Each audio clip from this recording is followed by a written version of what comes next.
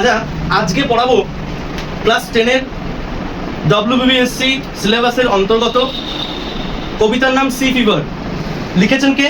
জন ম্যাসফিল্ড। Clear? আচ্ছা, কবিতা পড়ার আগে আমরা কিছু কিছু জিনিস একটু জেনে নেব। প্রত্যেকে বইয়ের দিকে আঙুল দেবে, কান আমার দিকে থাকবে, ঠিক আছে? আচ্ছা, শুনবে ভালো করে। আমরা শুধুমাত্র কবিতা পড়লে হবে না, কবিতা কিভাবে পড়তে হয় সেটা কিন্তু জানতে হবে। কেন? তার কারণ কবিতার মানে তোমরা যদি মানে বই থেকে পড়ো, মানে বইয়ের মানে পড়লে তার কবিতার অন্তর্নিহিত অর্থ কিন্তু বুঝবে না। কবিতা পড়া মানে ক্লাস 10-এর কবিতা, কবিতার একটা ইটারনাল মিনিং থাকবে এবং সেই মিনিংয়ের উপর ভিত্তি করেই তোমাদের কিন্তু মাধ্যমিক পরীক্ষা থেকে শুরু করে সমস্ত সেকেন্ড ইউনিট টেস্টে প্রশ্নের উত্তর কিন্তু করতে হবে। ক্লিয়ার? তো কবিতা ভালো করে শুনবে। কবিতার নাম সি ফিভার। ভালো করে শোনো। দেখো, সি মানে সমুদ্র, ফিভার মানে আমরা কি জানি? একটা ডিজিজ, জ্বর। বেশ, তাহলে কবিতার নাম কি বললাম? কবিতার নাম সি ফিভার। দেখ, ফিভার কথা অর্থ কি? একটা ডিজিজ, জ্বর। আচ্ছা, একটু ভালো করে মনে কর, এই কবিতা জন ম্যাসফিল্ড লিখছে, আসলে এই কবিতা হচ্ছে একটা প্রকৃতিপ্রেমী কবিতা। কেন? তার কারণ দেখ, প্রকৃতির থেকে সুন্দরতম জিনিস এই পৃথিবীতে আর নেই।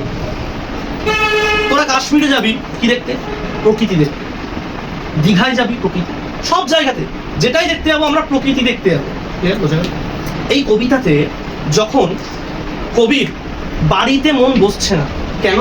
কবি একবার সমুদ্রে গিয়েছিল, এখন সে অস্থির হয়ে পড়ছে আবার সমুদ্রে যাওয়ার জন্য। বোঝা গেল? ফিভার মানে কি? দেখবি, আমাদের যখন জ্বর হয় তখন আমাদের মনটা অস্থির করে, কোনো কিছুই ভালো লাগে না। সেই জন্য কবিতার নাম দিয়েছে সি ফিভার, মানে সমুদ্রের জন্য মনটা অস্থির করছে। এখানে ফিভার মানে অ্যাকচুয়ালি জ্বর নয়, এখানে ফিভার মানে হচ্ছে অ্যাকচুয়ালি অস্থিরতা। সমুদ্রের জন্য মন ব্যাকুল হয়ে উঠছে। কে লিখছেন? জন ম্যাসফিল্ড। তার জন্ম কত সালে? দেখ, অতিরঞ্জিত আলোচনায় আমরা যাব না, যেটুকুনি প্রয়োজন সেইটুকুনি করবো। দেখ, জন্ম হচ্ছে 1878 সালে। কবিতা নেওয়া হয়েছে সল্ট ওয়াটার ব্যালার্ডস নামক এক কাব্যগ্রন্থ থেকে। পাবলিশ কবে কবিতা? 1902 সালে পাবলিশড। ক্লিয়ার? বোঝা গেল?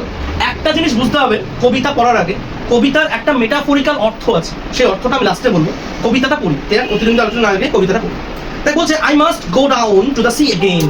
দেখ, অন্য শব্দ পড়ার আগে আমরা এগেইনটাকে পড়বো। এগেইন মানে কি? মানে আবার। এগেইন মানে আবার। তার মানে কি? কবি একবার গেছেন, তিনি আবার যেতে চাইছেন। ভালো বলছে I must go down to the sea again, মানে আমি আর একবার সমুদ্রে যেতে চাই।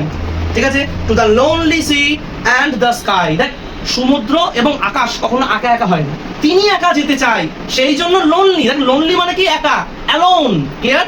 একা বা অ্যালোন, তিনি অ্যালোন বা একা যেতে চায়।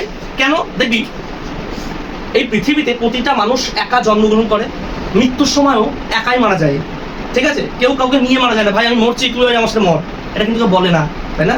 এটা সম্ভব নয়, তাই না? তা কবি নিজের জীবন পরিদর্শনের জন্য তিনি একা যেতে চাইছেন, সেই জন্য এখানে বলছে lonely sea and the sky, মানে আমি আবার সমুদ্রে যেতে চাই। কোথায় বল? একাকী সমুদ্রে এবং আকাশে। আমি বারবার বলছি, আকাশ এবং সমুদ্র একা হয় না, তিনি যেতে চায় একা, সেই জন্য এখানে লোনলি বলা হয়েছে। নেক্সট তাই বলছে all I ask is a tall ship. আচ্ছা, তিনি কি চাইছেন? আমার শুধুমাত্র একটা লম্বা, টল মানে লম্বা, লার্জ, বিগ, বড় একটা শিপ বা জাহাজ চাই। ক্লিয়ার? বোঝা গেল? বড় একটা জাহাজ চাই। And a star to steer her by. ভালো করে বুঝবি, তখনকার দিনে উন্নত সায়েন্টিফিক ব্যবস্থা ছিল না যে সায়েন্সের মাধ্যমে প্রথমে দেখে নেবে যে কোন রাস্তায় আগে মানে যাওয়া যাবে না, গোলযোগ আছে, সামুদ্রিক গোলযোগ আছে, দেখে নেবে, এমন সিস্টেম ছিল না। তিনি যখন কবিতা লেখেন 1902 সালে, তখন যখন পাবলিশ হয় তখন দুটো সিস্টেম ছিল। নাম্বার 1, কম্পাস দেখে দিক নির্ণয় করা হতো। কম্পাস তোরা দেখেছিস, এরকম হাত দিয়ে করা হতো, কম্পাস গোল। 2 নম্বর ছিল পোলার স্টার বা পোল স্টার, যাকে বলা হয়। পোল স্টার মানে কি রে? পোল স্টার, পোল স্টার মানে হচ্ছে ধ্রুব তারা। ধ্রুব তারা কোন দিকে ওঠে? নর্থ, উত্তর দিকে ওঠে। ঠিক আছে? কোন দিকে ওঠে বল? নর্থ, উত্তর দিকে ওঠে। ঠিক আছে? বোঝা গেল? তো উত্তরের ধ্রুব তারা আমার চাই। আচ্ছা, স্টির মানে কি? স্টির মানে অনুসরণ করা, মানে আমি সেই তারাটাকে থেকে অনুসরণ করবো। এখানে হার বলতে কি? এখানে হার বলতে সেই নৌকাটা বা সেই জাহাজটাকে বলছে। ভালো করে বুঝে, দু লাইন আলাদা করে নিই। তো বলছে I must go down to the sea again, to the lonely sea and the sky, মানে আমি আবার সমুদ্রে যেতে চাই, একাকী আকাশে এবং সমুদ্রে। পাতি বাংলা করলে এটা হয়, কিন্তু পাতি বাংলা করলে মানে বোঝা যায় না। ক্লিয়ার? অল আই আস্ক, শুধু আমার চাই, অল আই আস্ক, শুধু আমার চাই, ইজ এ টল শিপ, একটা লম্বা জাহাজ আমার চাই, অ্যান্ড এ স্টার, এবং একটা তারা চাই, যেটাকে আমি অনুসরণ করে যাব, টু স্টিয়ার হার বাই, যেটাকে অনুসরণ করে আমি যাবো। এইটুকুনি করতে হবে। Clear? Next, and the wheels কি? ভালো করে বুঝবি, তখনকার দিনে জাহাজ দেখবি 4 চাকা গাড়িতে একটা উইল থাকে, এরকম করে ঘোরাতে হয়, স্টিয়ারিং বলে। তো সেই রকম আগেকার দিনে জাহাজে একটা স্টিয়ারিং ছিল, এরকম তোরা কার্টুনে দেখতে হবে। তো ভালো করে বুঝবি, তিনি দেখবি সমুদ্র যাত্রা সমুদ্র কিন্তু বা সমুদ্রের জল কিন্তু সমান বা স্থির হয় না, সমুদ্রের জল অলওয়েজ ওঠানামা করে জোয়ার ভাটার জন্য। ক্লিয়ার, বোঝা গেল? তো যখন ওঠানামা করবে তখন ওই যে জাহাজের হুইল বা চাকাযুক্ত যে স্টিয়ারিংটা সেটা আমি ধরবো এবং ধরে সেটার মাধ্যমে এগোবো। তাহলে কি চাই আমি? হুইলস কিক বা ভালো করে বোঝ, দুই ধরনের চাকা হয় একটা জাহাজে। দেখবি জাহাজের নিচেও একটা চাকা থাকে, জাহাজের নিচে জল থেকে তাড়াতাড়ি যাওয়ার জন্য ওই একটা চাকা, আর একটা চাকা হচ্ছে উপরে যেটাকে স্টিয়ারিং হাতে ধরে ঘোরানোর জন্য জাহাজকে। ক্লিয়ার, বোঝা গেল? তো বলছে আমি শুধুমাত্র সেই চাকার প্রবাহ চাই। 2 নম্বর দ্য উইন্ড সং, এবং আমি কি চাই?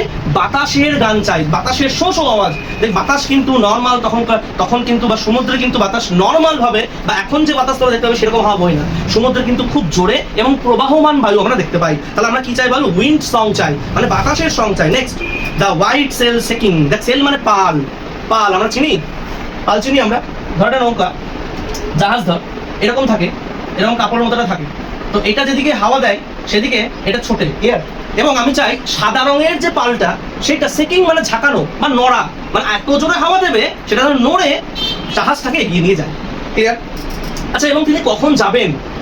দেখ বলছে a grey mist on the sea face, এবং আমি যখন যাব তখন চারিদিকে একটা ধূসর রঙের কুয়াশা আমার চাই। মানে সেই সময় কখন? সেই সময় হচ্ছে ভোরবেলায়। দেখ বলছে গ্রে ডন ব্রেকিং, ঠিক আছে? গ্রে ডন ব্রেকিং, ভালো করে বোঝ, ভালো করে বুঝবি। দেখ মিস্ট মানে কুয়াশা, আর একটা মানে হচ্ছে ডিউ, DEW, ডিউ মানেও কুয়াশা বা শিশির। ক্লিয়ার, বোঝা গেল? দেখবি ভালো করে বোঝ, যখন ধর এটা সমুদ্রে যখন ভোরবেলা যখন কুয়াশা পড়ে তখন কুয়াশার মধ্যে এই কুয়াশাটা কেটে বা মানে ভেঙে আমি বেরিয়ে যাবো। আবার পুরো মানে বলে ফার্স্ট প্যারা পুরো মানে বলেছি, ভালো করে শুনবে। I must go down to the sea again, আমি আবার সমুদ্র যাত্রা করতে যাই। টু দ্য লোনলি সি, সেই একা একা যাত্রা করব। কোথায়? সমুদ্রে এবং আকাশ, মানে আমি যেখানে যাবো সমুদ্র এবং আকাশ থাকবে, তাছাড়া কেউ থাকবে না। Next and all I ask, আমি শুধুমাত্র চাই এ টল শিপ, একটা বড় জাহাজ চাই। And a star to steer by, ঠিক আছে? এবং একটা তারা চাই যেই তারাটাকে আমি অনুসরণ করে যাত্রা করবো, দিক ভ্রষ্টতা না হয়। নেক্সট দ্য হুইলস কিক, এবং আমি কি চাই? সেই চাকার প্রবাহ চাই। এখানে কিক মানে লাথি মারা নয়, এবং কিক মানে প্রবাহ। আচ্ছা, উইন্ড সং, এবং কি চাই? এবং আমি চাই বাতাসের প্রবাহমান গান। অ্যান্ড হোয়াইট সেল শেকিং, এবং সাদা রঙের পালটা আস্তে আস্তে ঝাঁকানি দেবে সেটাও চাই। এবং আমি কখন যাব? The grey mist on the sea face, এবং যখন সমুদ্রের মধ্যে ধূসর রঙের চারিদিকে কুয়াশা আচ্ছন্ন হয়ে যাবে তখন সেই ধূসর রঙের কুয়াশা ভোরবেলায় ধূসর রঙের কুয়াশা কেটে আমি চলে যেতে চাই। প্রত্যেকের ফার্স্ট প্যারা ক্লিয়ার।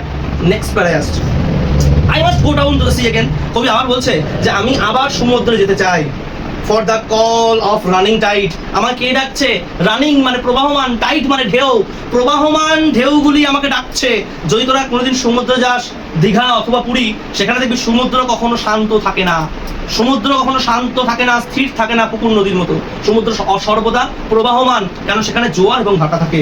ক্লিয়ার, বোঝা গেল? সেই প্রবাহমান সমুদ্র আমাকে ডাকছে। Clear? Is a wild call, এটা একটা বন্য ডাক। বন্য কেন? মানে আমার নিজেকে পাগল পাগল লাগছে, আমার এখন যেতেই হবে, এরকম।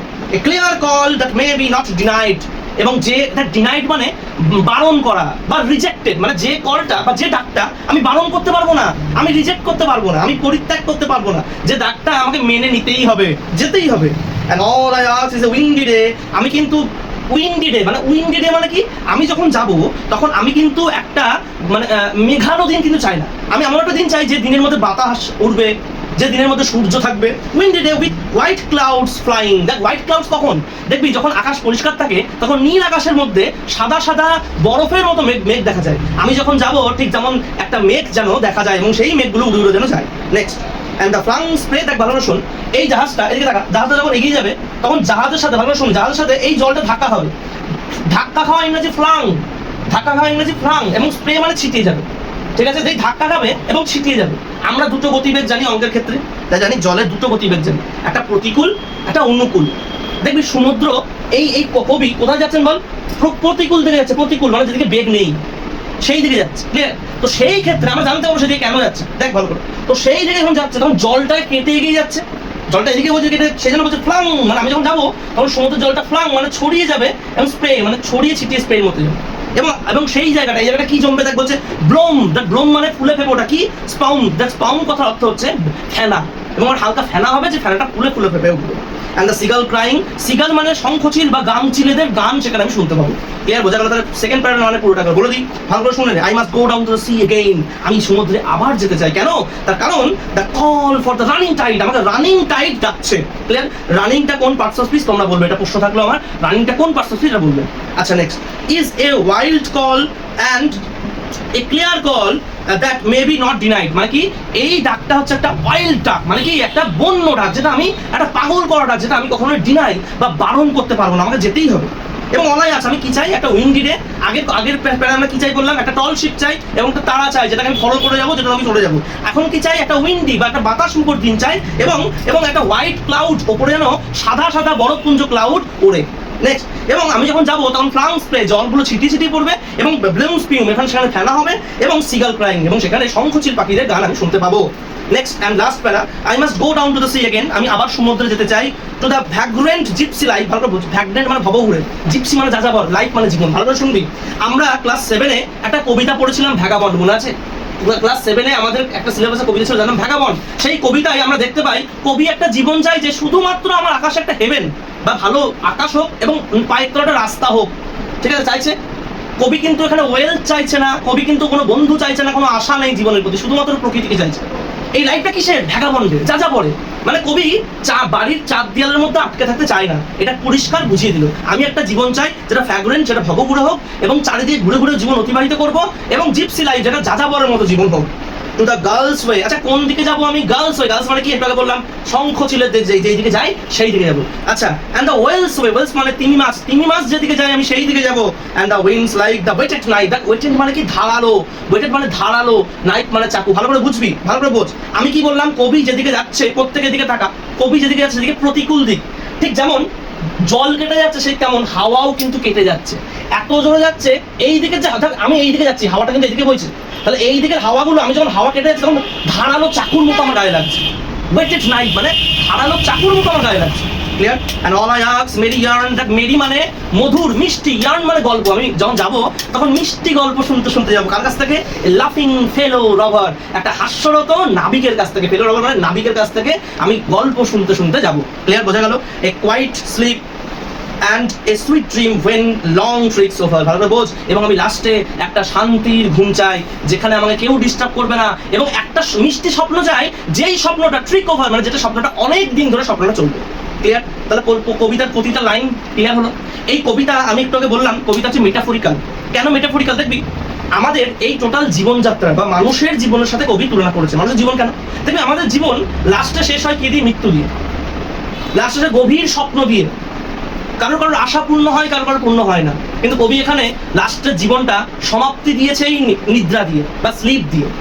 ক্লিয়ার, বোঝা গেল? এই কবিতায় কিন্তু আমাদের কিন্তু একটা অন্তর্নিহিত অর্থ আছে, সেটা কিন্তু বুঝতে হবে। যেমন ধর আমরা জীবন বাঁচি, আমাদের একটাই ডেস্টিনেশন বা গন্তব্যস্থল। জন্মের পরে আমরা কিন্তু প্রত্যেকে একদিন করে যাচ্ছে, মরার দিকে এগিয়ে যাচ্ছে, মৃত্যুর দিকে এগিয়ে যাচ্ছে। তো the last destination is death, সেটা কিন্তু বুঝতে হবে। আমরা কবি চারিদিকে ঘুরছে মানে কি? আমরা প্রতিটা জীবনে, আমরা প্রত্যেকের কর্মজীবন আছে। তোরা স্টুডেন্ট আছিস, স্টুডেন্টের পরে কলেজে যাবি, কলেজ থেকে প্রত্যেকের জীবনে একটা কর্মজীবন হবে, একটা কর্মজীবন। সে কর্মজীবন প্রত্যেকে ঘুরে ঘুরে কাজ করতে হবে, করতেই হবে। বাড়িতে থাকলেও বিভিন্ন কাজের মধ্যে ব্যস্ত থাকতে হবে। তারপর লাস্ট পর্যন্ত কি হবে? ডিপ স্লিপ, আর কিছু নেই। তো এই হচ্ছে কবিতা। কবিতা প্রত্যেকে ক্লিয়ার হয়েছে? কবিতার মানে বুঝতে হবে, বোঝা গেল?